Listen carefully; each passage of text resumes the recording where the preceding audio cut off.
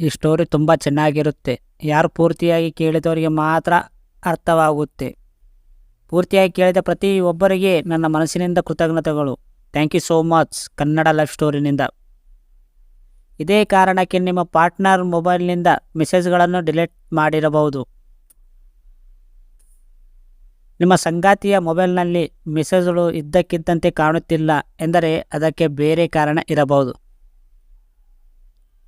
ತುಂಬ ಇಷ್ಟಪಟ್ಟು ಆಯ್ದುಕೊಂಡ ನಿಮ್ಮ ಸಂಗಾತಿ ಈಗ ನಿಮ್ಮ ಮಾತು ಕೇಳುತ್ತಿಲ್ಲ, ನಿಮ್ಮಿಂದ ಯಾವುದೋ ವಿಷಯವನ್ನು ಮುಚ್ಚಿಡುತ್ತಿದ್ದಾರೆ ಎಂದು ನೀವು ಅಂದುಕೊಂಡರೆ ತಕ್ಷಣವೇ ಅದನ್ನು ಮಾತನಾಡಿ ಬಗೆಹರಿಸಿಕೊಳ್ಳುವ ಪ್ರಯತ್ನ ಮಾಡಿ.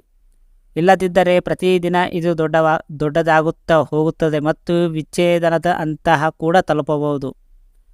ಹಾಗಾಗಿ ಅನುಮಾನ ಬಂದ ತಕ್ಷಣ ಬಗೆಹರಿಸಿಕೊಳ್ಳಿ. ತಾಂತ್ರಿಕವಾಗಿ ನಾವು ಎಷ್ಟೇ ಮುಂದುವರಿಯುತ್ತಿದ್ದೇವೆ ಅಷ್ಟೇ ನಾವು ತೊಂದರೆಯನ್ನು ಸಹ ಅನುಭವಿಸುತ್ತಿದ್ದೇವೆ.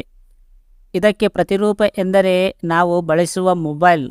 ಇದರಲ್ಲಿ ನಾವು ಗುಟ್ಟು ಬಯಲಾಗದ ಇರೋದು.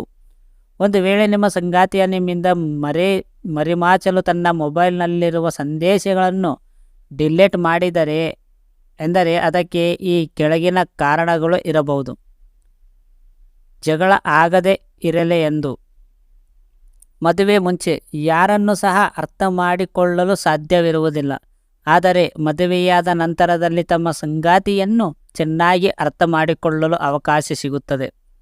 ಒಂದು ವೇಳೆ ತನ್ನ ಪಾರ್ಟ್ನರ್ ತುಂಬ ಅನುಮಾನ ಪಡಬಹುದು ಎಂದು ಗೊತ್ತಾದರೆ ಆ ಕ್ಷಣದಲ್ಲಿ ತನ್ನ ಮೊಬೈಲ್ನಲ್ಲಿರುವ ಸಂಬಂಧಕ್ಕೆ ಕುತ ತರುವ ಎಲ್ಲ ಸಂದೇಶಗಳನ್ನು ಡಿಲೀಟ್ ಮಾಡುವ ಸಾಧ್ಯತೆ ಇರುತ್ತದೆ.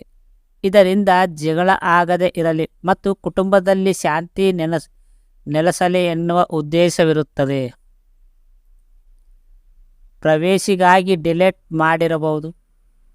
ಈಗಿನ ಕಾಲದಲ್ಲಿ ಮದುವೆಯಾದ ನಂತರದಲ್ಲಿ ಒಬ್ಬರ ಫೋನ್ ಇನ್ನೊಬ್ಬರ ನೋಡುವುದು ಮಾಮೂಲಿ. ನನ್ನ ಲೈಫ್ ಪಾರ್ಟ್ನರ್ ಯಾರ ಜೊತೆ ಚಾಟಿಂಗ್ ಮಾಡುತ್ತಾರೆ ಎಂದು ತಿಳಿದುಕೊಳ್ಳುವ ಹಂಬಲ ಇರುತ್ತದೆ. ಒಂದು ವೇಳೆ ಯಾರ ಜೊತೆಯೂ ಚಾಟಿಂಗ್ ಮಾಡದೇ ಇದ್ದರೂ ಕೂಡ ತನ್ನ ಪ್ರವೇಶಿ ಹಾಳಾಗದೆ ಇರಲಿ ಎನ್ನುವ ಕಾರಣಕ್ಕೆ ಕೂಡ ಸಂದೇಶಗಳನ್ನು ಡಿಲೀಟ್ ಮಾಡಿರಬಹುದು. ಪ್ರತಿ ಕುಟುಂಬ ಸಹ ತನ್ನದೇ ಆದ ಇತಿಹಾಸವನ್ನು ಹೊಂದಿರುತ್ತದೆ.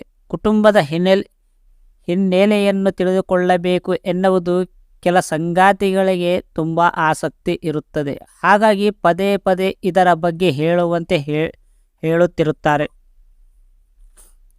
ಇಲ್ಲದಿದ್ದರೆ ಮೊಬೈಲ್ ಚೆಕ್ ಮಾಡಲು ಮುಂದಾಗುತ್ತಾರೆ. ಇಂತಹ ಸಂದರ್ಭದಲ್ಲಿ ಕೂಡ ಮೊಬೈಲ್ ಮೆಸೇಜ್ನ ಡಿಲೀಟ್ ಮಾಡಿರಬಹುದು. ತನ್ನ ಚಾಟಿಂಗ್ ವ್ಯವಹಾರಕ್ಕೆ ಮುಚ್ಚಿ ಹಾಕಲು. ಯಾರಾದರೂ ಇದ್ದಕ್ಕಿದ್ದಂತೆ ಮೊಬೈಲ್ನಲ್ಲಿರುವ ಸಂದೇಶಗಳನ್ನು ಡಿಲೀಟ್ ಮಾಡಿದರೆ ಬರುವ ಮೊದಲು ಅನುಮಾನ ಎಂದರೆ ತನ್ನ ಪಾರ್ಟ್ನರ್ ನನ್ನ ಜೊತೆ ಚಾಟಿಂಗ್ ಮಾಡುತ್ತಿರಬಹುದು ಎಂದು. ಕೆಲವೊಮ್ಮೆ ಇದು ನಿಜವಾಗಿದ್ದರೂ ಸಹ ನಿಮ್ಮ ಪಾರ್ಟ್ನರ್ ಮೆಸೇಜ್ಗಳನ್ನು ಡಿಲೀಟ್ ಮಾಡಿರಬಹುದು. ಬೇರೆಯವರ ಜೊತೆ ಫ್ಲರ್ಟ್ ಮಾಡಿದರೆ. ಕೆಲವರಿಗೆ ಫ್ಲರ್ಟ್ ಮಾಡುವುದು ಎಂದರೆ ಬಹಳ ಇಷ್ಟ. ಅದು ನಿಮ್ಮ ಹಿಂದಿನ ಗೆಳತಿ ಆಗಿರಬಹುದು, ಜೊತೆಯಲ್ಲಿ ಕೆಲಸ ಮಾಡುತ್ತಿರುವವರಾಗಿರಬಹುದು. ಹೀಗೆ ಇದನ್ನು ತನ್ನ ಸಂಗಾತಿ ನೋಡಿಬಿಟ್ಟರೆ ದೊಡ್ಡ ಜಗಳವಾಗುತ್ತದೆ ಎನ್ನುವ ಕಾರಣಕ್ಕೆ ಮೊಬೈಲ್ನಲ್ಲಿರುವ ಸಂದೇಶಗಳನ್ನು ಡಿಲೀಟ್ ಮಾಡುತ್ತಾರೆ. ಈ ಸ್ಟೋರಿ ನಿಮಗೆ ಅರ್ಥ ಆಗಿದೆ ಅಂತ ನಾನು ಅನ್ಕೋತಾ ಇದ್ದೀನಿ. Thank you so much.